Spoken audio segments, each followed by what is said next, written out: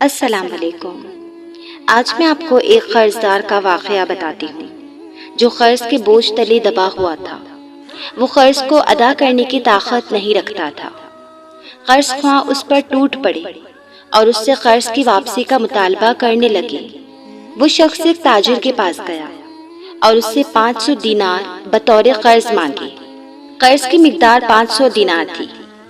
تاجر نے پوچھا کہ قرض کب واپس کرو گے؟ اس نے کچھ عرصے میں واپسی کا وعدہ کیا۔ اس نے وہ رقم لی اور قرض خواہوں کو ادا کر دی۔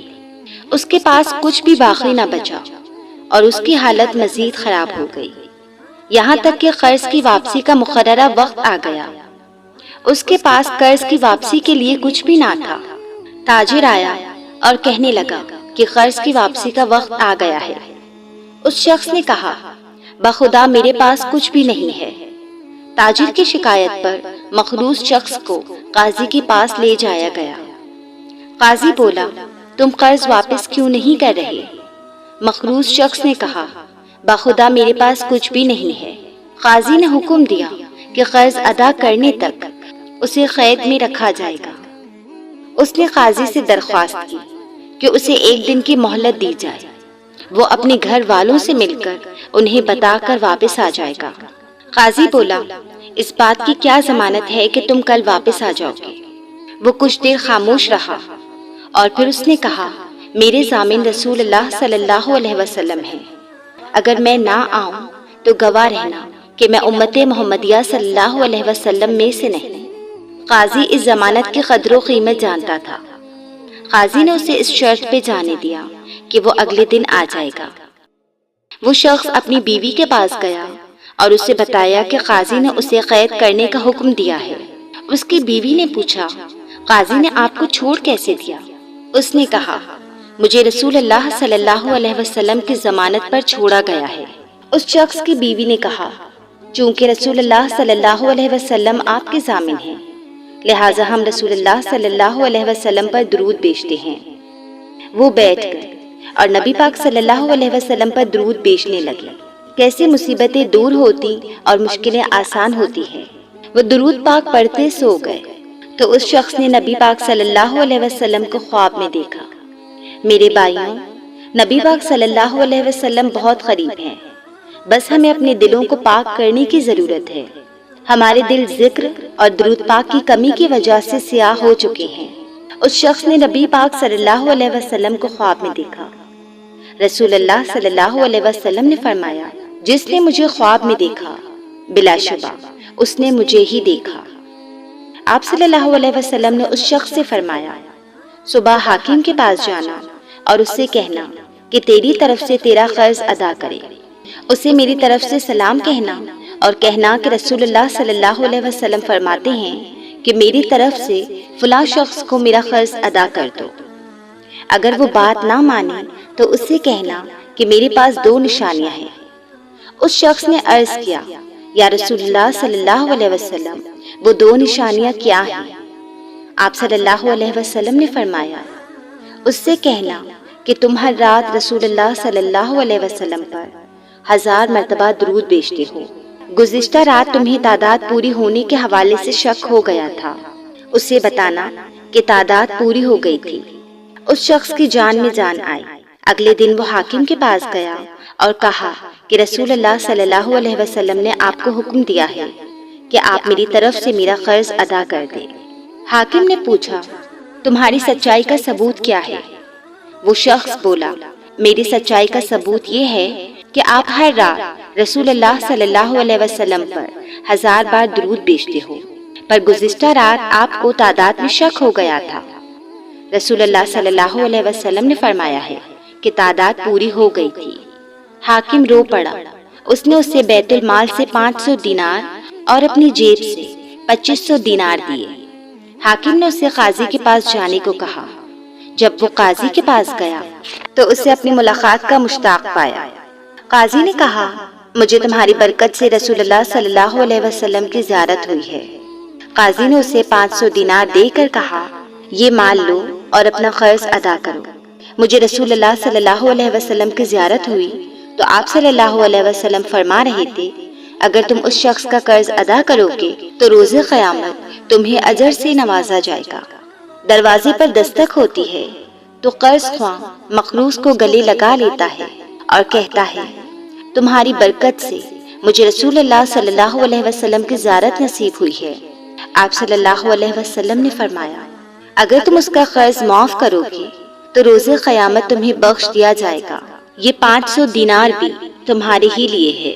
500 دینار کا مقروض 4000 دینار کے ساتھ گھر پہنچا، جبکہ اس کا قرض بھی ادا ہو گیا تھا۔ یہ درود پاک کی برکتوں میں سے ایک برکت ہے۔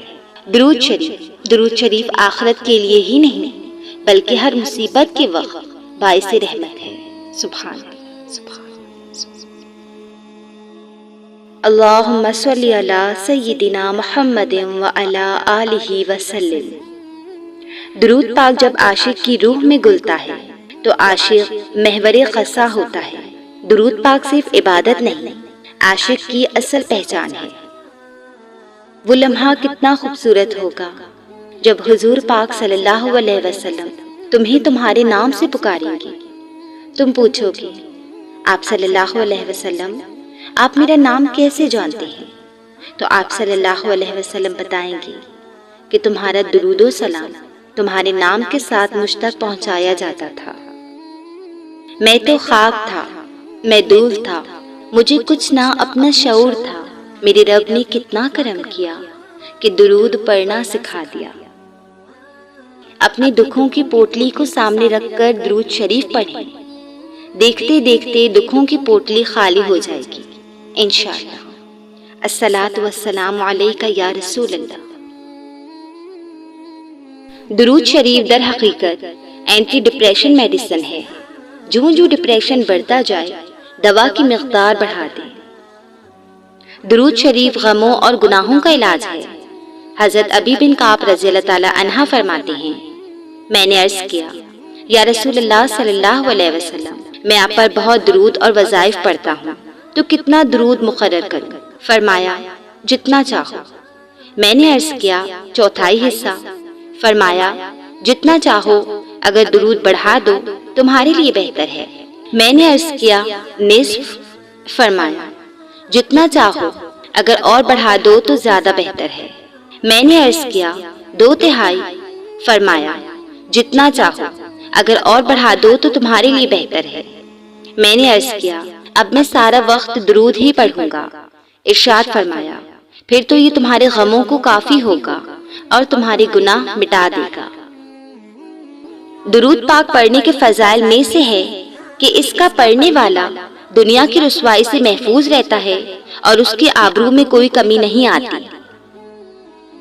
حضرت واصف علی واصف نے فرمایا درود شریف پڑھنے والا خاص توجہ میں رکھا جاتا ہے۔ ویسے حضور اکرم صلی اللہ علیہ وسلم کی زیارت کے لیے کوئی فارمولا نہیں بنایا جا سکتا۔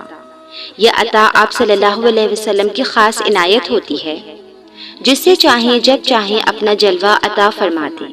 آپ محبت میں اپنا سفر جاری رکھیں، درود شریف پڑھتے جائیں، دیدار کا تقاضا نہ کریں کیونکہ یہ معاوضہ ہے، اور جب آپ صلی اللہ علیہ وسلم خود عطا فرمائیں تو یہ نوازش ہے۔